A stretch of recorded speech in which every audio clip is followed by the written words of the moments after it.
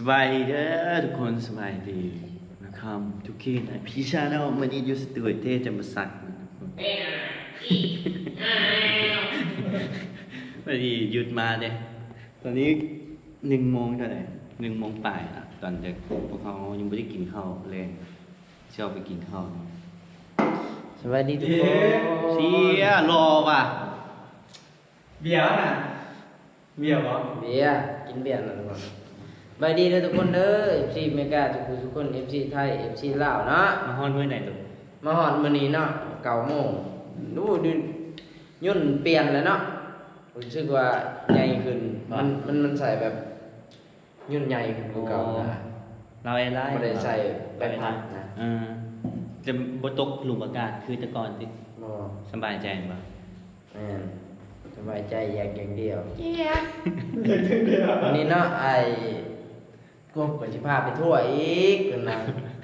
พาไปกินข้าวเปียกซื้อแล้วก็ทั่วกินกับเปียกแล้วเจ้ามีดีคิดไปเรื่อยๆก็พาไปกินข้าวเปียกคิดหยังเนาะพบกับ2หยุดเด้อเปลี่ยนแล้วเราค่ายให้หยุดเด้อทุกคนเราอยากเศร้าแล้วเราสิเอาเมียเด้ชอบให้แน่ที่อยากได้แฟนสาวสวรรค์เอ้า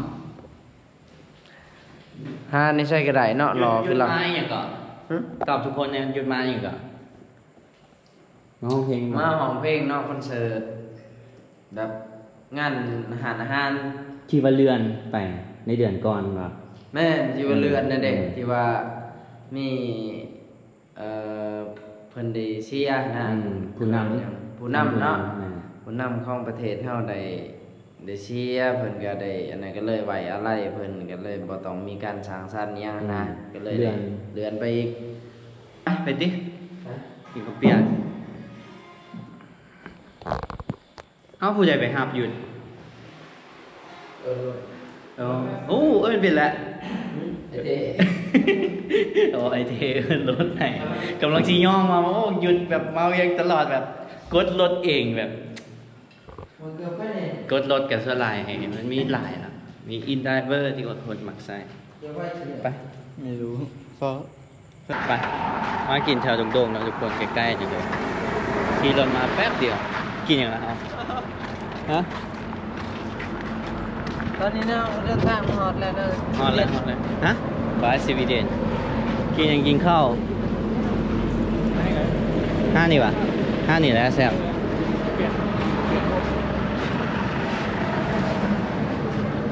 อยากนะอยากก็เอานี่ปลาหมึกกุ้งโน้หอยแมงผู้กลายเป็นชงตอนนี้เฮาก็ให้เสียตาเจ้เนาะเพิ่นสิได้ไปพุ่นละเด้แม่นแหละก็จะไปอเมริกาเด้พอดีแบบขอบใจเด้อตาเลี้ยงอายเนาะขอบใจให้เด้อบุญคำน้ำซูเนาะเอาแล้วนะเสี่ยวยังมีอยู่ใดมีอีกใดเอาอีกบ่สั่งไม่ก่อนคนโลก็ซื้อสวยแน่ทำไมนึงเท่าไหร่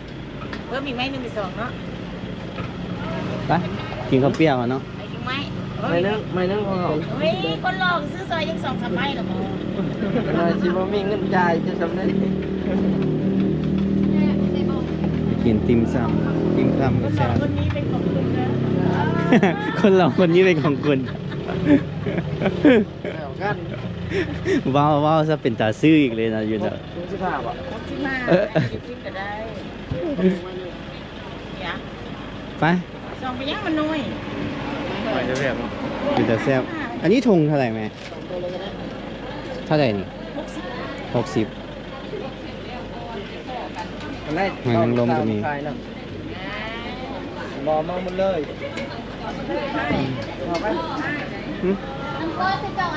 ไปถ่ากับถ่าตัวสิ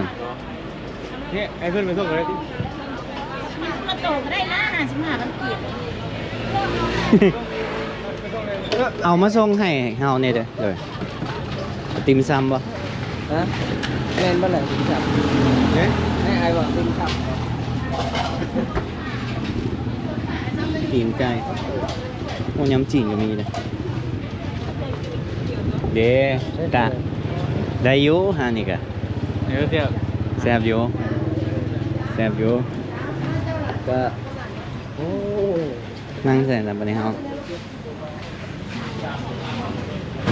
ไอ้ตัวแจวสะดุดหัก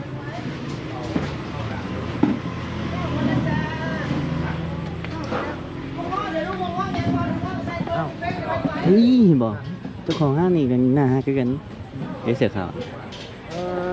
แหมตาใบ เวียนบอกพอกับเปลี่ยน เมื่อบอก นะ เลิก พอ เนี่ย กับแฟน เมื่อลบเมียบอกหยอกหยอกนะฮะแต่ว่าแซ่บได้ฮะนี่ยังไม่กินกันยังว่าแซ่บ จะว่าเรื่องผู้สาวจะลืมว่าคนมีเมียก็อยู่นี่ บอกนั่นตีอะไรได้ แง่แน่เนาะลืม บ่ คือว่าหยุดโสดจ้ะไอ้สามีของต้อนสีเขียวๆนิดนึง สีเขียวสีขาวฮะปวดเปียกเลยเนาะ มีข้าวเปียกหมูกรอบด้วยได้นะพี่เจ้าอย่าง เปลี่ยน แบงค์สั่งไหม ตกบอก เองไง หมูกรอบอะไรนะข้าวเปียกหมูกรอบ น้ำตกไม่หนึ่งเนาะ มีแมน น้ำตกอ่ะมี นี่เดี๋ยวว่านี่อ้าว บอกเพชรหลายเลย บอกไป เอาอีลีเพชรก็จะใส่เพชรแล้วต้องถามมาเจอ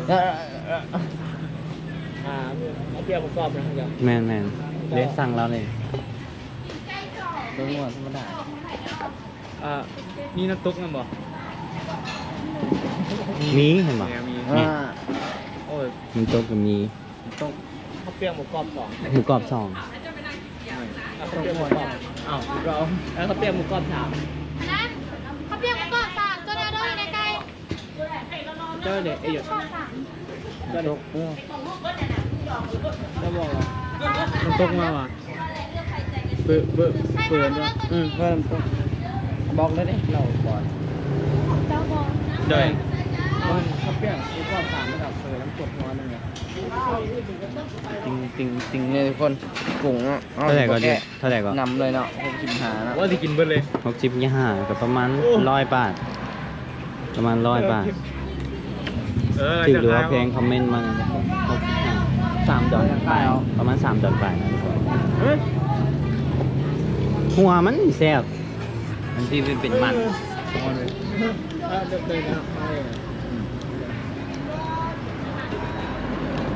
หมูแสบดีอยากไปหันหมูกระทะเด้ เนาะไม่ผิดเนาะขึ้นฮอดตอนเขากินอยูเมกาบุฟเฟ่ต์เอาปูกับกุ้ง มือเนาะวันละ300,000 ไปบ่ ไม่บอก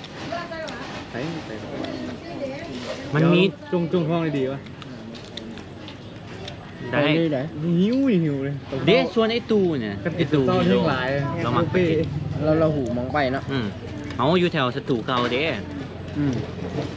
มูลเดนไน ไปบ่ ซีฟู้ดแซ่บ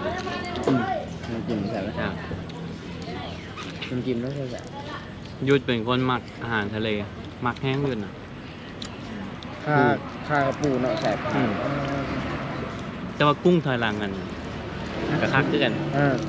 ข้าวฟีดบอกเดี๋ยว เออ ค เงา รับ ก็ได้แล้วเดี๋ยวเอาหมูกรอบไปเลยบอก ตัวทั้งหมด น้ำมูธรรมดาเลยน้ำมูธรรมดา เขาเปรี้ยวธรรมดา หมูต้มมีป่ะ เบิร์ดแรกนี่คือหมูกรอบ มีซีนอย่างเนี้ย หมูกรอบกับไก่2 อย่าง กรอบ เจ้าเฟอร์ป่ะเราเขาเปรี้ยว เอาเปลือกไก่เนาะ เปรี้ยวอ่ะ เพิ่ม เฟอร์ไก่ เปรี้ยวใกล้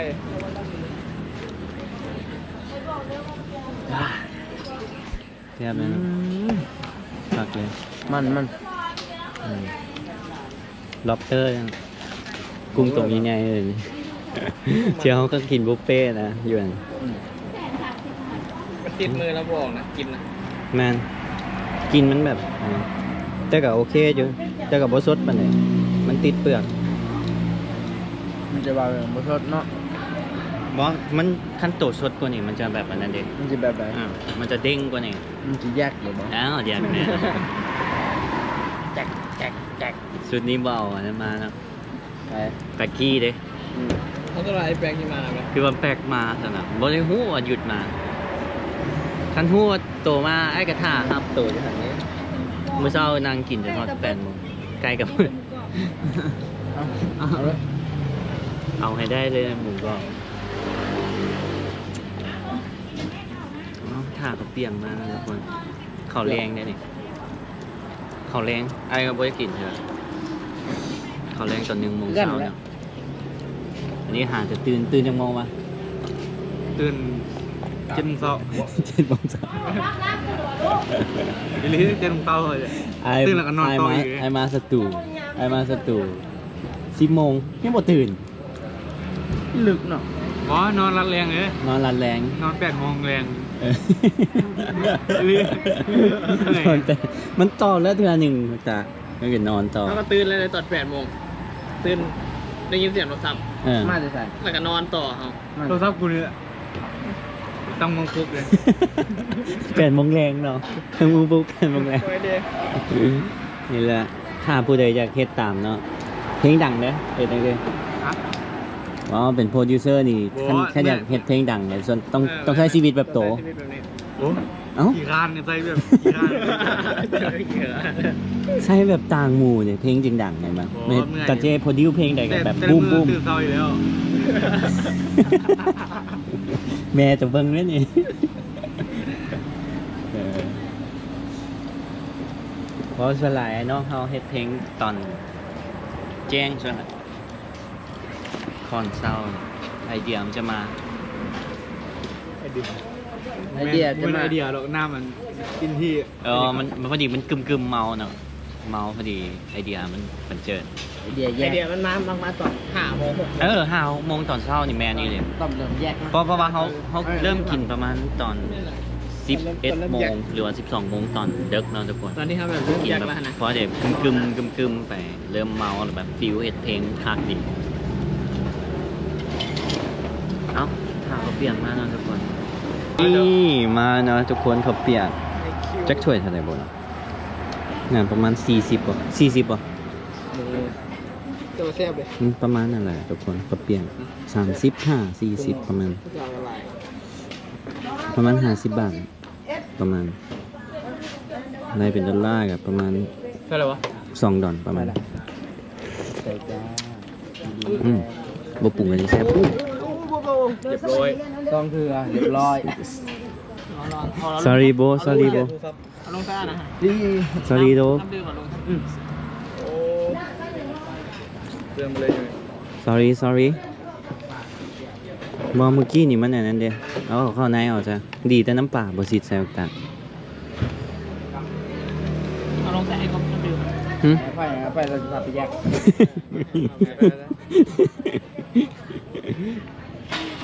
ลงซะมาบ่ปรุงหลายนะทุกคนพักกับบุฟเฟ่ต์ไปจับบ่ พาถ้วยแล้วเนาะทุกคนเลยคักมาเวียง แม่นแหละน้องยุดมาเชื่อแล้วก็ต้องรับแขกเด้น้องอยากไปใส่ก็มีแต่อ้ายกับไอโซนี่แหละ กับตาเจเลย แจบเลยเนาะตอนนี้ อ๋อข้าวลูก เดี๋ยว เป็นซุ่มตะสิไปเลยกินหอนเนาะ แมน กินหอนแบบบรรยากาศเก่าๆความรู้สึกที่เฮาไปอ่ะนะ ม่วนได้ล่ะ แม่น มันมีเหตุการณ์หลายอย่า แม่ ง น จะไปก็จะเป็นความทรงจำอะไรไป เป็นความทรงจำต้องถ่ายวิดีโอหลายๆคือไอ้ายนี่ถ่ายบอกไปนี่โอเคเลย แบบเขาย้อนกลับไปเบิ่งเนาะหยุดเนาะแบบแต่งกินว่าตำบักทั่วตำแบบมันม่วนน่ะเอาไปเที่ยวสถานที่เที่ยวมันก็โอเค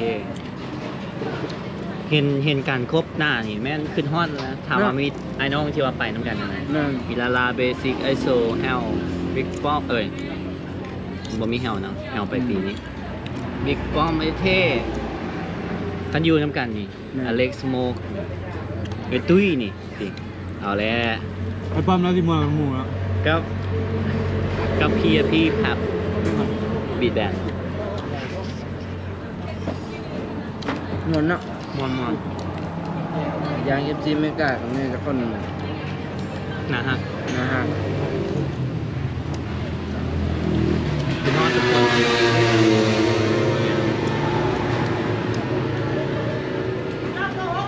เพราะว่าไปพุ่นกับ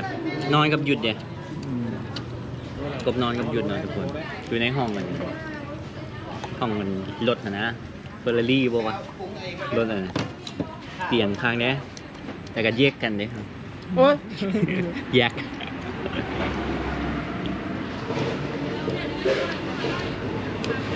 ไปหยุดก็บ่มีซิมเด้ Wi-Fi แน่ไอ้ Wi-Fi แน่โตติดกันตลอด ชื่อบ่ได้ปะ มันเห็นอย่างนะ รถโทรศัพท์หยุดชื่อบ่ได้จ่ายเงินบ่วะว่าเป็นอย่างเนาะไอ้เท่กับบ่ได้มันก็ต่อ Wi-Fi ใส่แต่ไวไฟก็ ถ้าเราออกไปนอกต่อ hotspot ให้ ไอจีอยู่ในบ้านนี่ในเจ็บแท้เจ็บแท้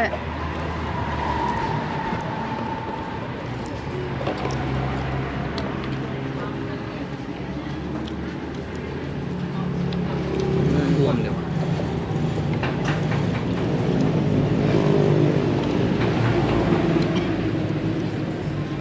ฝากติดตามเพลงใหม่นะไอ้กบกับหยุดนอชฟีดกัน บ่วงเพลงใหม่เดี๋ยวที่จับจูดเนาะ จนหมังแล้วนะมันอยากดังเหรอ เพลงไอ้ายกับกูดเนี่ย5 ปีอีหลี นั่นจะบอก กระไทยวีมือก่อนนี่ ก็ ไอ้ายกูดแถว3 คน5 ปีไอ้เพลงแบบชิวๆเด้อบ่ได้เป้า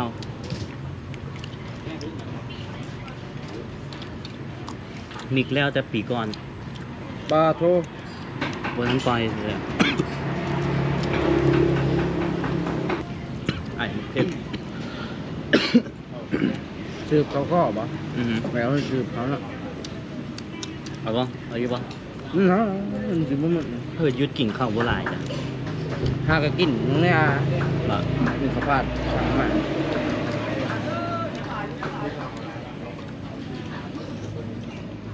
คนไล่ขนาดนั้น อืมเปิดเด็กเด็กนี่ ค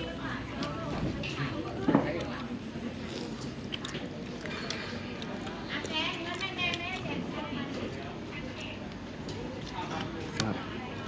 อืม กินยังไงอ่ะ